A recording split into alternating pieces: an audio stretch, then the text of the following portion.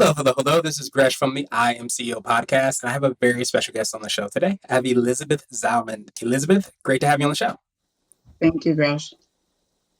Super excited to have you on and talk about all these awesome things that you're doing. And of course, before we jumped into that conversation, I want to read a little bit more about Liz so you can hear about some of those awesome things. And Liz is an infrastructure and information security expert. She is a two-time founder and CEO of venture-backed companies, building the first to a successful exit and the second to a multi-$100 million business. Elizabeth has raised more than $100 million in venture capital from the most renowned investors in the world.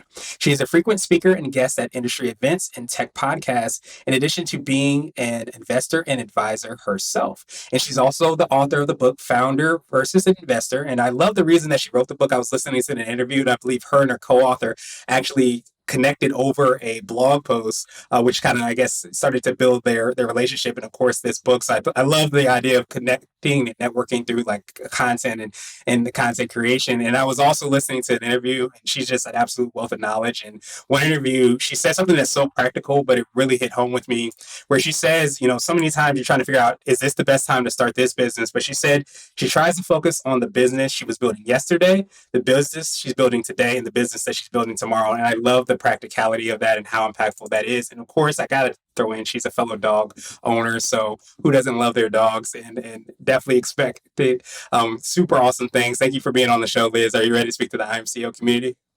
Yes, Grash. Thank you. Absolutely. So to kind of kick everything off, I know I read a little bit about your bio and all the awesome things you're doing. So I wanted to hear a little bit more on what I call your CEO story. We'll let you get started with all the awesome work. Sure. I think my very first business actually was in college. I was going to school in Canada and I couldn't get a work visa. And so I started an eBay-based consignment business to keep me afloat before I graduated. Nice. And then a few years later, I started working for a startup that was founded by one of the inventors of instant messaging, one of the founders of ICQ from Israel.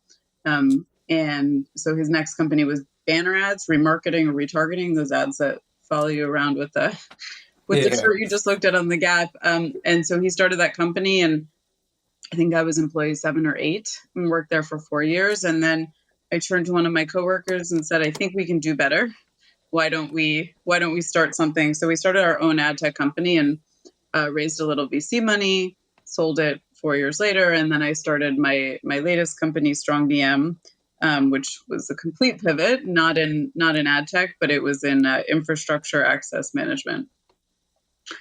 And then 2 years ago, I stepped down from Strong DM and I turned to actually, I think the blog post you're referring to, Jerry, he's actually been an investor of mine I think I've known him for 13 years. And so he wrote a blog post and I read it and I said, this is amazing. He was talking about boards of directors firing founders, and founders loved it. And investors, of course, hated it. But the commonality was that he was talking about something that that nobody ever talked about except behind closed doors. And that's why it got such a vociferous chorus of people saying, this is great or this is terrible. And so we decided to write a book about all of the things that people don't talk about unless it's behind closed doors. And that's where the book Founder versus Investor came. Nice. I absolutely love that. And I love the power of that phrase of even when you were starting and working with the company and on the team, being, such an early employee and saying, I think that we can do this better. And I almost feel like just from like hearing your journey and the things that, you've been able to do, I feel like even in writing the book, it's like you think you can do that better just because you get those conversations, you get that quote unquote inside baseball knowledge that a lot of people aren't talking about. And that's why I love everything that you all have been able to do. Thank you. Yeah, absolutely. So I wanted to drill down a little bit more and hear a little bit more about the book and all the awesome things you're working on with your company. Could you take us through a little bit more on how you're serving the clients you work with? About how I'm doing what? Sorry? Serving the clients that you work with? Sure. So I stepped down from Strong DM 2 years ago, so I can talk about two years ago Strong DM. The company sells infrastructure access management. So I think for the layman, let's see, today you might shop online and you can go and a website might ask you to create an account. So you can create an account with a username or password. you can create an account by linking Facebook or LinkedIn or Gmail or whatever your, social login of choice is. That concept doesn't exist in enterprises for business.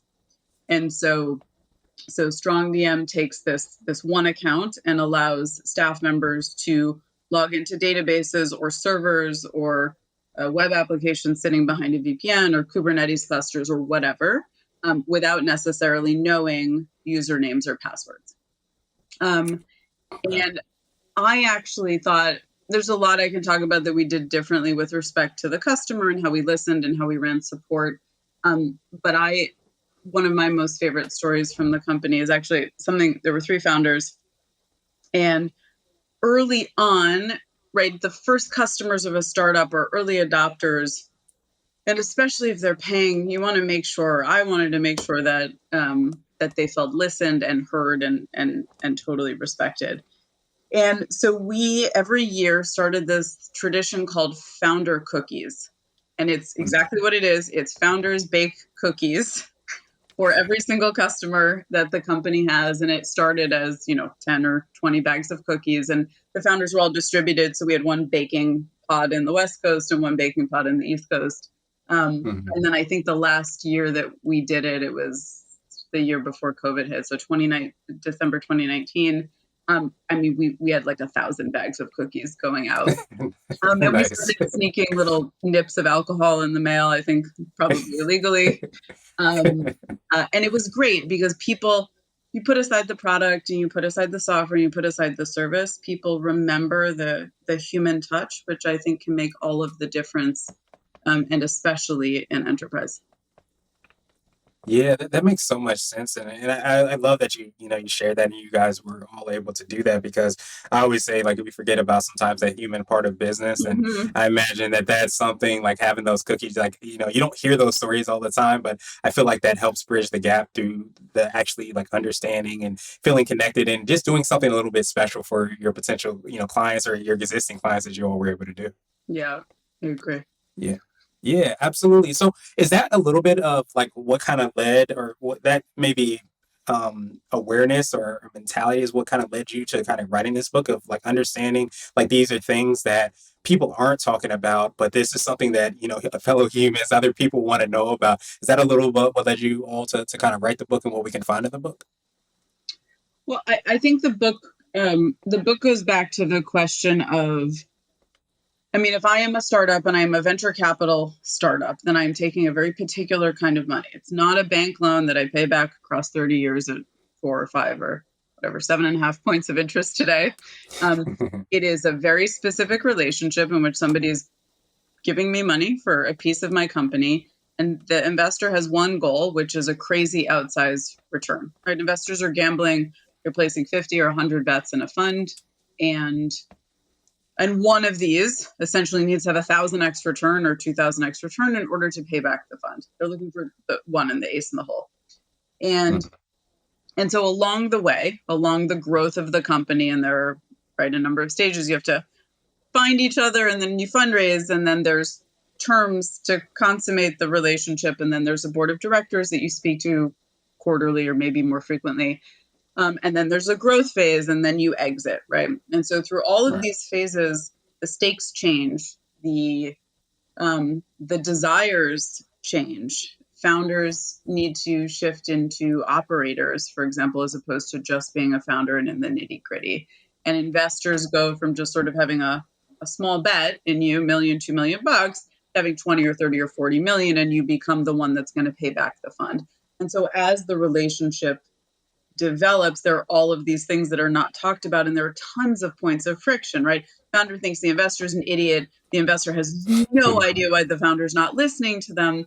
Both sides are right, of course. And so the idea behind the book is Jerry and I wanted to talk about this, and we go back and forth. So he fully embodies the investor, and I fully embody probably the extremist founder, in fairness to him. And we go back and forth on explaining why we behave the way that we behave throughout each of those life stages of the company. I don't know that things will ever change dramatically, but at a minimum, both sides can go into the relationship at least understanding a little bit more about the other. Because what happens is when there are huge blowups, typically the founder can get fired or the founder digs in their heels and then the investor is just sort of hung out to dry. And in all of these cases, it's the company that suffers. And we're in this, we, the investor and the founder, are in it in order to build a great company.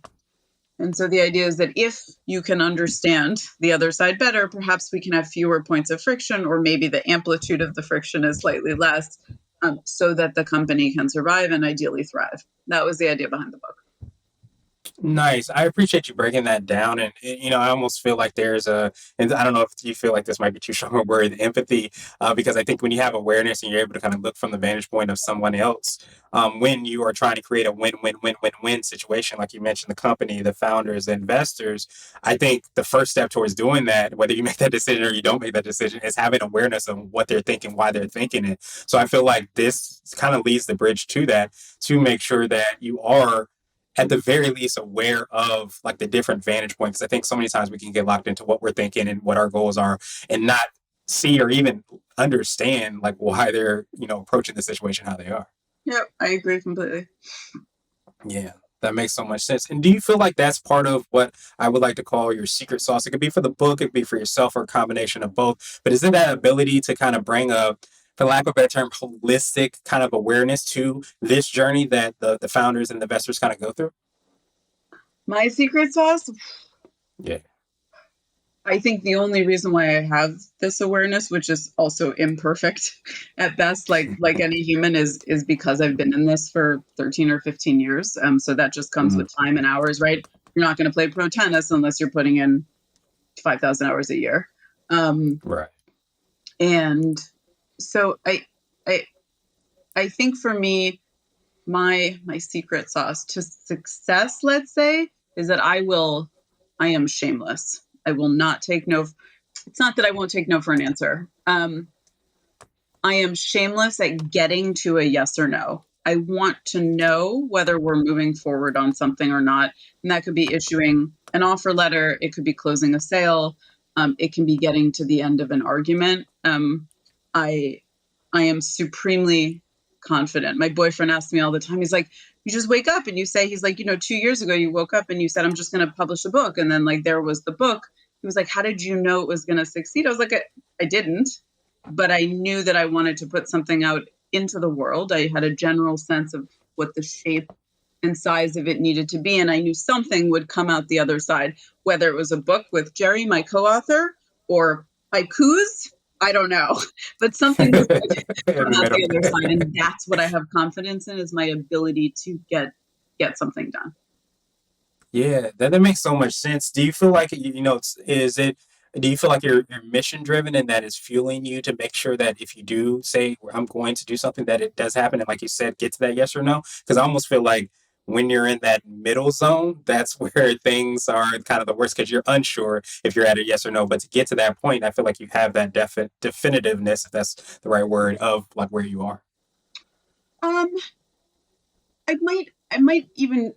I might suggest it's slightly more abstract than that. So, for example, if let's say I'm running a company or starting a company and it's Hmm. venture backed, my job as CEO is to move, as in my opinion, is to move as quickly as possible to win a market, right?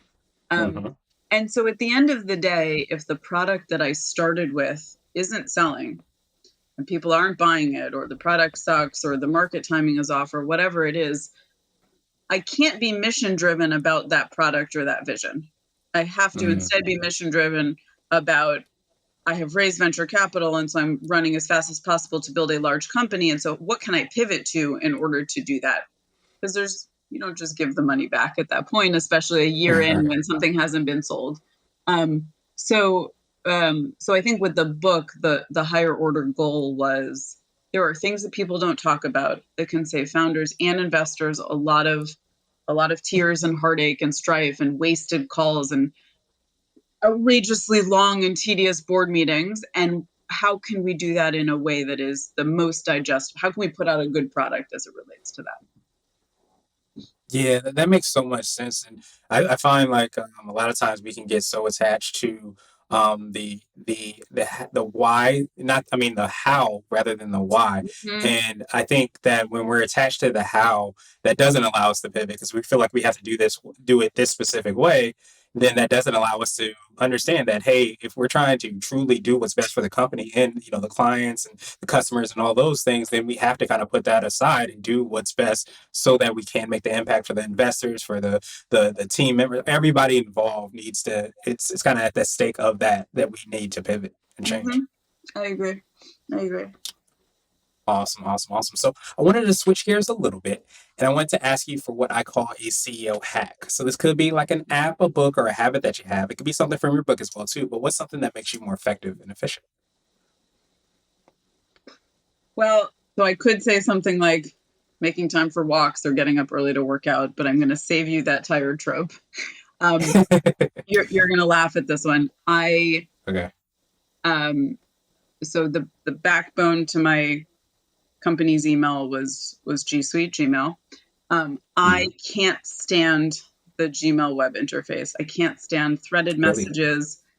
And it makes it worse for me when I now also have Slack and there are text messages and there are Zoom calls. And so I've created a single point of communication funnel and exists today, even in my personal life. It's email. If you need me to do something, you have to send me an email. And not only that, but the only email client that I will use is locally installed Microsoft Outlook, not the 365 subscription, locally installed because I don't like paying for constant upgrades. And I will not go to Uh-huh. bed. So inbox zero is a pipe dream. But what is not a pipe dream is keeping emails down to a single screen. So I will not Mm. go to bed unless I'm down to one screen on my laptop of emails. That to me is catching up. That has served me in good stead for a long time now.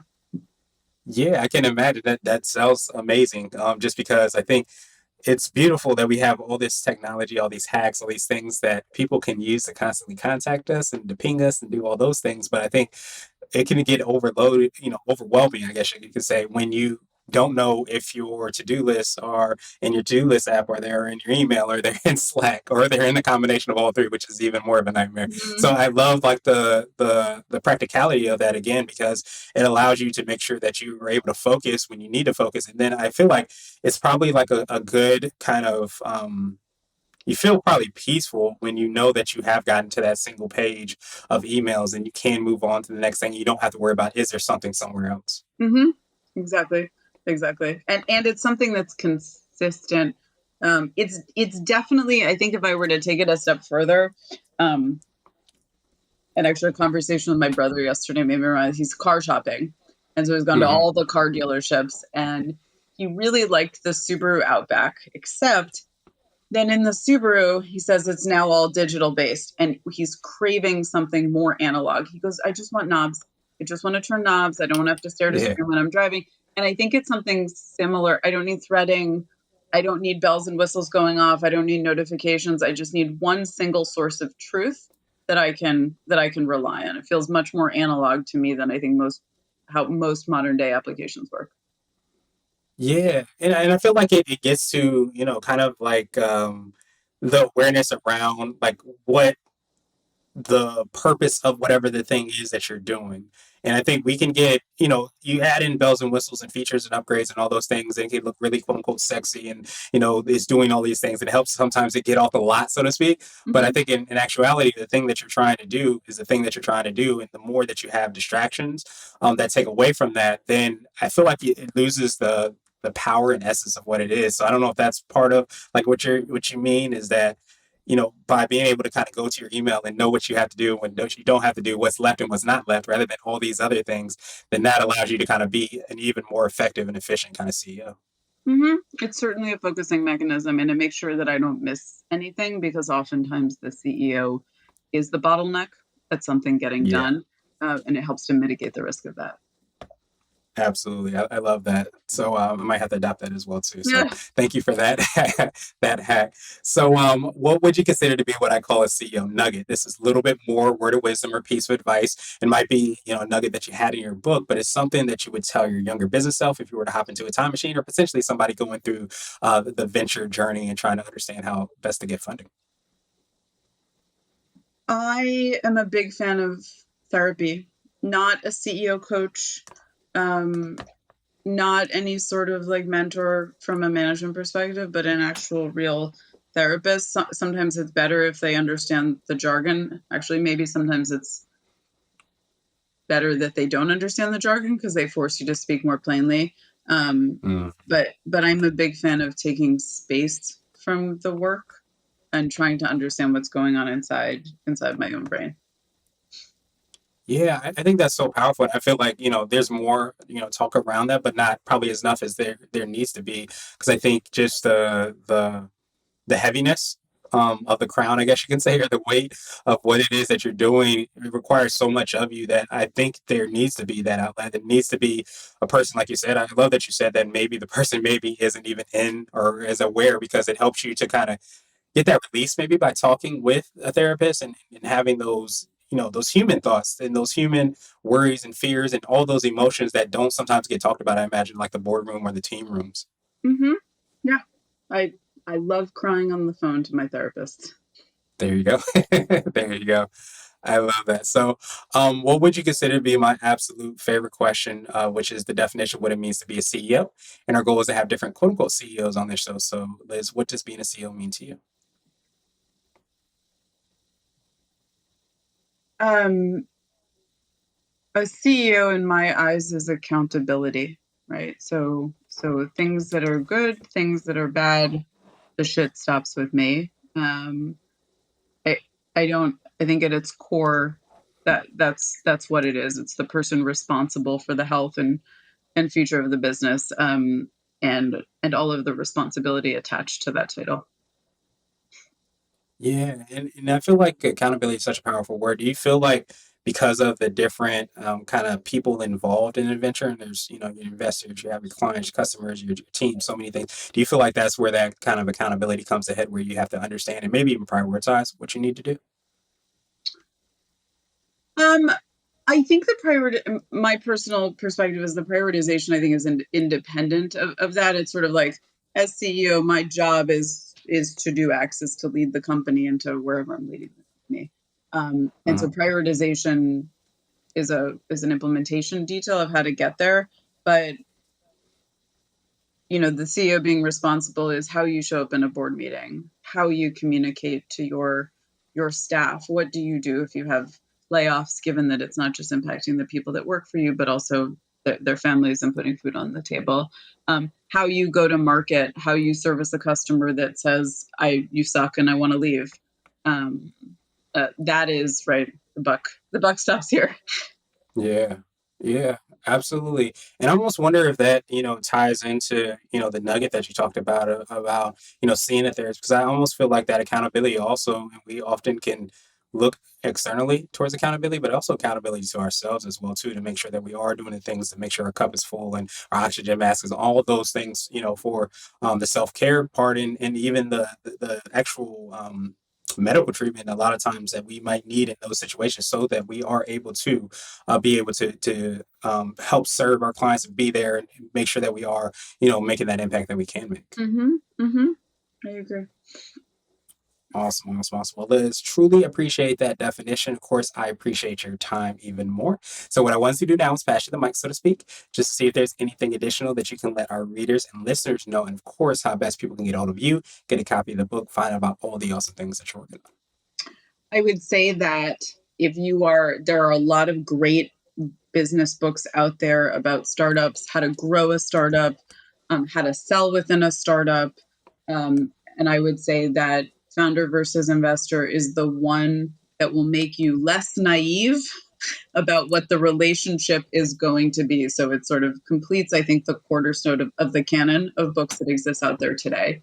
So I would say if you're considering venture capital, pick up that book so that at least you understand what you are about to get into and you go in eyes wide open. Yes, absolutely. And best way for people to get a hold of the book, get a copy of the book, and of course, get in contact with you. Contact with me, just hit me up on LinkedIn, and then the book wherever you like to purchase books. I'm a big fan of bookshop.org simply because the order goes through your local bookstore. It supports small business as opposed to Amazon.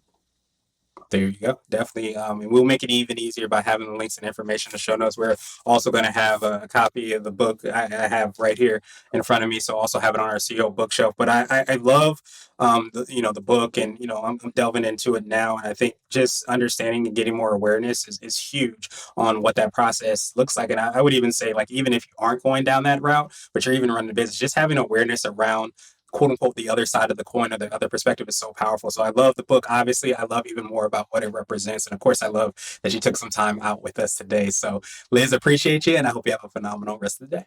Thanks, Gresh. I appreciate it as well.